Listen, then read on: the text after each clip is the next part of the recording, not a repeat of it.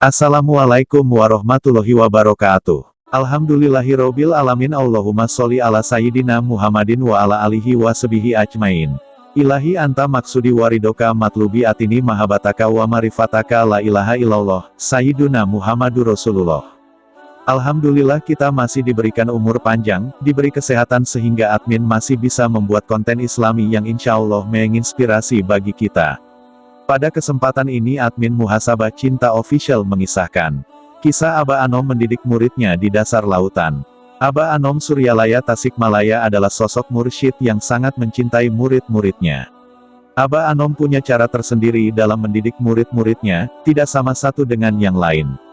Aba Anom memang mengerti betul kondisi muridnya, sehingga Aba Anom bisa menembus batiniah para murid. Banyak kisah para murid yang merasakan betul karomah dan cara mendidik Aba Anom. Dikisahkan, suatu saat Aba Anom pernah mengajak muridnya bernama Haji Muhammad Zuki As-Syuja, menaiki perahu berdua saja di tengah laut Pangandaran. Lalu Aba Anom bertanya, "Zuki, kamu percaya jika laut bisa mematikan kita?" Mendapat pertanyaan dari guru mursyid yang dihormatinya, Pak Guru Zuki tidak berani langsung menjawab. Maka ia segera menunduk tawajuh dan melakukan rabithah.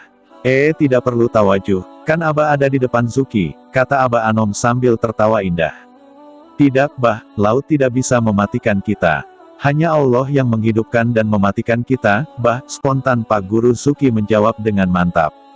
Kamu yakin, Zuki, laut tidak bisa mematikan kita?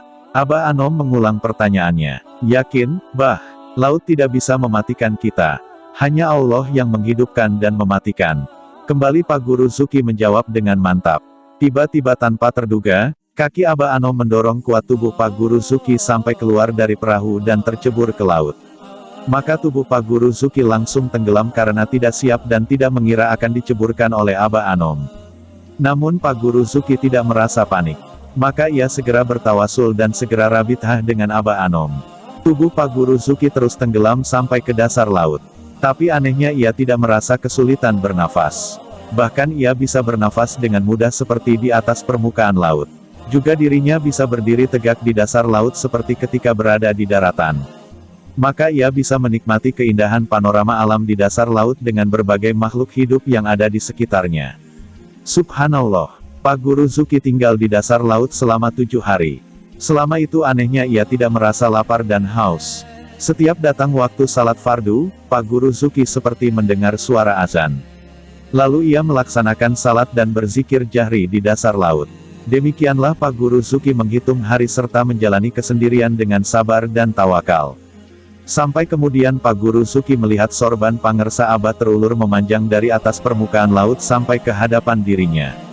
Segera ia memegang sorban pangersa Abah. Maka sorban itu lalu memendek kembali secara perlahan dan mengangkat tubuh Pak Guru Zuki ke permukaan laut. Ketika kepalanya sudah di atas permukaan laut, Pak Guru Zuki melihat pangersa Aba Anom tersenyum indah.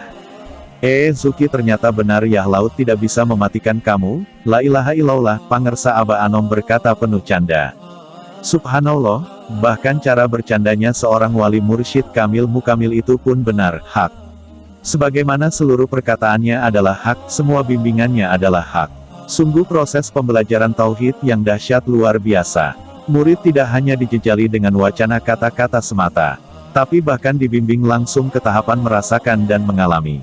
Sehingga hasil yang dicapai sang murid tidak hanya sebatas ilmul yakin, tapi bisa mencapai tataran ainul yakin, bahkan hakul yakin.